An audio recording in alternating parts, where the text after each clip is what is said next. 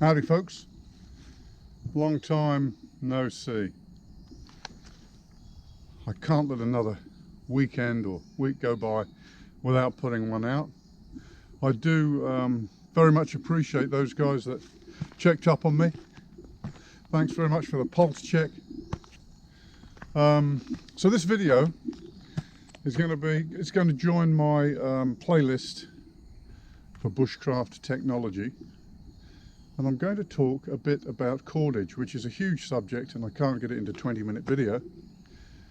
One aspect of it then, the natural side of it. And I've got an interesting bush to show you. So, oh, and a bit of breakfast, so if that sounds good then let's go.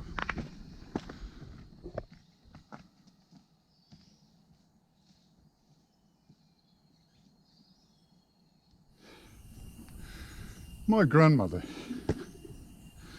had a drawer at home where she kept all sorts of bits and bobs. I mean, recycling, they talk about recycling these days, but I think that generation were the ultimate in recycling. So any parcel that came through the post, the brown paper would be carefully removed, folded carefully and put in the little drawer and recycled and reused to send a parcel. Ditto with the string. I don't know whether you folks have come across it. I'm sure many have. There's a white fibrous string, parcel string, baling twine really. There's different types of string for parcels, but this one's particularly hairy little number, usually a light colour white, and its name is sisal. It's a natural fibre. This here is a sisal plant. So this is where the fibre is sourced for making that cordage, and was for hundreds of years. A very useful strong cordage. I believe it's related to the agave. You can see it looks a bit like the aloe vera from hell. It's got these very sharp spines on it. And I'm going to show you, I mean, this is supposed to be a bushcraft channel. It's about time we had some bushcraft on it. There's the bush, here comes the craft. So lots of different plants for getting natural fibre cordage from. I'm going to talk a little bit about that. I don't really know how to process this, to be honest. I've been shown how to process a similar plant here, so I'm going to apply the same process to this and see if it works.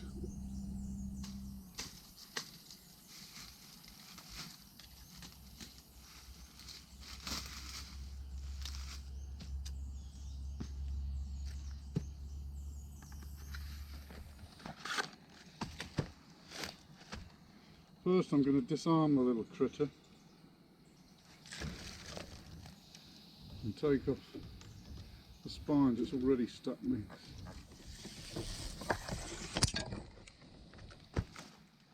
So you may have seen me do something similar with the Belize here.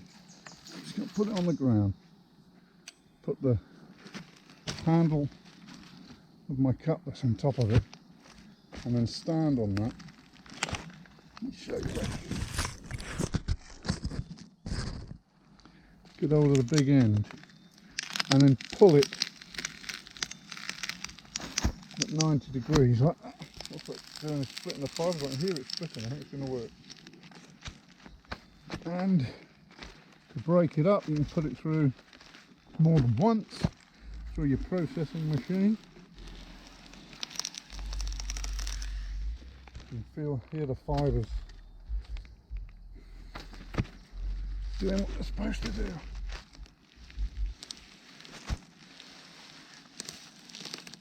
Nice. And copper.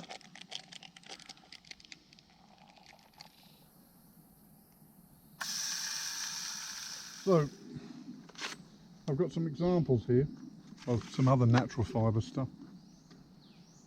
This is jute, something called jute twine. A lot of bushcrafters are familiar with that. And this one, this kind of blondie coloured one is different. It's hemp. More of a hempy thing. The best quality natural fibre used in the old days for climbing before synthetic ropes, used at sea a lot for applications where, say for lifelines or important parts, was something called Manila. And of course there's a place in the Philippines called Manila. And the reason it got its name, the rope got its name, is because the Admiralty used to get the majority of its supplies. It was famous for supplying Manila to the Admiralty. And you can see it's a lovely golden colour. This one's good quality. It's uniform diameter and tightness. Very flexible, very useful, even strong when it gets wet. So, advantages with natural fibre cordage. Oh, by the way, a rope. In Imperial, traditionally they were measured in circumference, and the synthetic stuff's measured in diameter. And you can't really call it a rope until it's greater than 1 inch. So usually it's you don't call it a rope until it's quite a big item. Before that it's called cordage. But anyway, Manila comes from the abaca plant, native to the Pacific. You don't really get it here. It only grows to a height of 6 feet. So any one fibre in a great length of rope is no longer than 6 feet. So they're all spun together. So the individual fibres, you can see the fibres kind of sticking out here, look.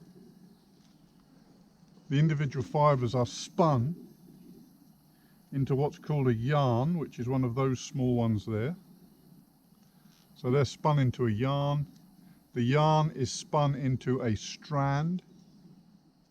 And you can see that this is a 3-strand rope.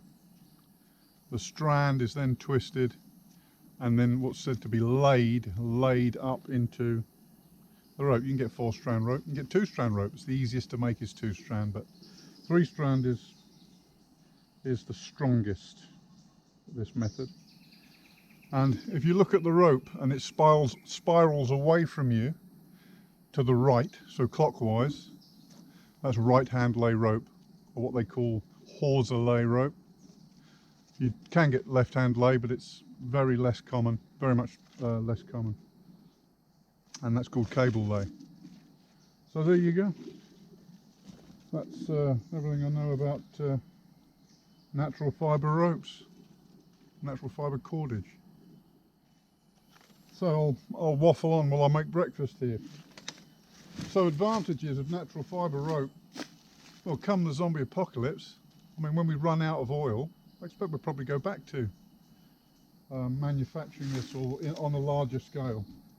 The plant that I found there, I think it was wild. I don't think it was cultivated. But the sisal plant is native to Central and South America. If you live in the southern states, it's worth keeping your eye out. You might find one knocking around down there. Disadvantages are that when it gets wet, its strength halves. Also, of course, it's prone to rot. It'll just rot away, which is a pro and a con. Anything that you do in the bush with a bit of natural fibre will just naturally disintegrate and doesn't cause any harm. Synthetic fibre, of course, is a different story.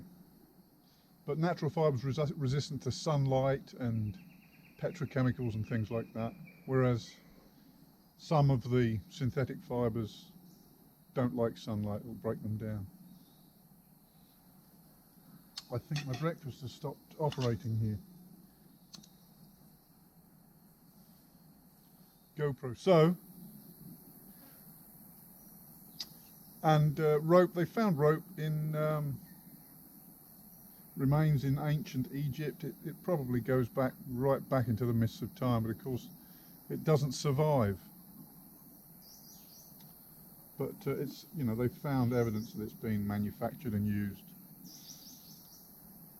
At home, it would be things like yew, root,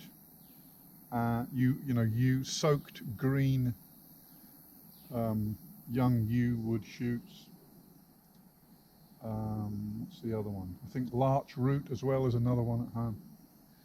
But out in the tropics, so abaca plant for the manila. So the main types of natural fibre were manila, and then you've got sisal, hemp, jute, and you can even make rope and of course other items from coconut matting, the fibre from coconut, and that's called coir. It's not as good a quality obviously as something like manila, but it's still serviceable. So that would be coir rope. It's also, you can also get cotton. In the old days the yachts would have cotton ropes, some of them anyway if they could afford it, and or cotton cordage, and also flax. Those are all the ones that I can think of off the top of my head.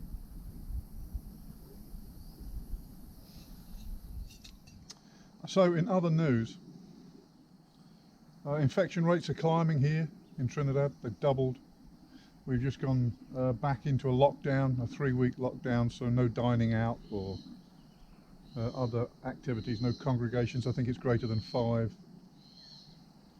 You're not allowed to go to the beach. Beaches are off limits.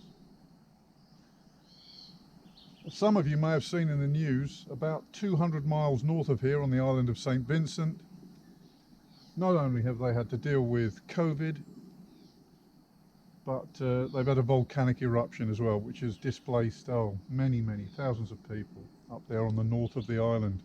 So I pity those guys. You know, they're dealing with the pandemic, and then they've got a volcanic event to manage as well. You can't see it from here. It doesn't affect us here, although Barbados has had to deal with some of the ash, etc. So I'm keeping busy, too busy really to have done any videos. I keep putting it off. There always seems to be a reason not to, so I'm trying to be a bit more disciplined about that.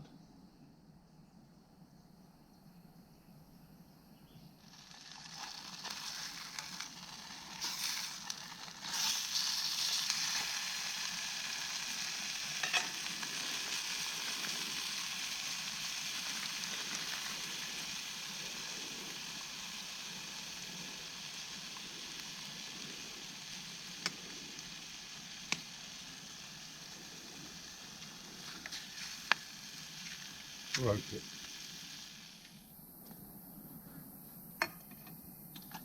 Anyway, I hope everybody is keeping well, bearing up, keeping in good morale during the plague here.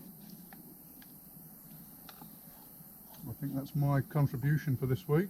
I hope you enjoyed it. I'm just going to have breakfast here, which I think you'll agree doesn't look half bad. Thanks again for everyone that checked up on me. Life's been busy, as it does. I'll see you in the next one. Scout out. And of course,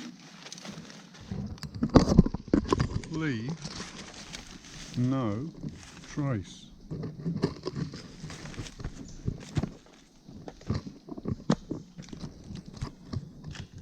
See you in the next one.